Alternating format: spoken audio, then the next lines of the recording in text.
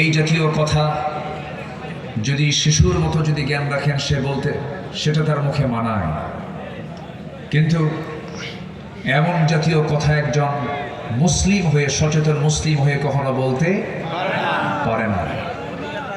কোরআনকে অপূর্ণাঙ্গ না পূর্ণাঙ্গ? পূর্ণাঙ্গ। এর মধ্যে কোনো কিছু কি বাদ পড়েছে? না, সব কিছু আছে না নয়? আছে। যে মুসলমান কোরআন দিয়ে নামাজ পড়তে রাজি আছেন, রোজা রাখতে রাজি আছেন, কিন্তু রাষ্ট্র চালাতে কোরআনকে মানতে চান না, আইন বাস্তবায়নে কোরআনকে মানতে চান না, উনি ইমানদার নন, উনি ভণ্ড, উনি প্রতারক। ঠিক। ইসলামকে মানতে হবে এক জায়গায় না সব জায়গায়? এক জায়গায় না সব জায়গায়? সব জায়গায় মানতে হবে। ইসলাম শুধু নির্দিষ্ট কোনো গণ্ডির মধ্যে থাকার বিধান নয়। ইসলাম দিয়ে ব্যক্তি জীবন থেকে শুরু করে নিয়ে আন্তর্জাতিক পরিমণ্ডল পর্যন্ত সব ফায়সালা ইসলাম দিতে পারে না? দিতে পারে না? দিতে পারে। যেটা পৃথিবীর কোন বিধান পারে না সেটা ইসলাম পারে, সেটাই কোরআন পারে। জোরে বলি আলহামদুলিল্লাহ। এর মধ্যে কি নাই? এর মধ্যে সব আছে। আল্লাহ তাআলা এর মধ্যে অতিরিক্ত একটা ওয়ার্ড, একটা শব্দ তিনি বলেন নাই। যা বলেছেন সব বান্দার কাজের জন্য বলে দিয়েছেন। জোরে বলি সুবহানাল্লাহ। কিছু কিছু মিসাল দিয়েছেন, যেরকম মশার উদাহরণ দিয়েছেন, আছে না নাই? মশা নিয়ে কথা বলেছেন। কাফেররা বলল, মাযা আরাদাল্লাহু বিহাযা মাসালা,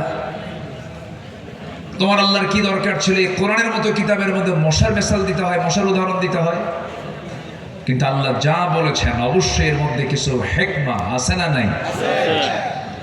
মহান রব্বুল আলামিন বলেন, ইন্নাল্লাহা লা ইস্তাহি আন ইয়াদরিবা মাসালাম মা বাউদাতান ফামা ফাওকাহা فأما الذين آمنوا فيعلمون أنه الحق من ربهم وأما الذين كفروا فيقولون ماذا أراد الله بهذا مثلا يضل به كثيرا ويهدي به كثيرا وما يضل به إلا الفاسقين جربنا الله أكبر সূরাতুল বাকারা আয়াত নম্বর 26 মহান রব্বুল আলামিন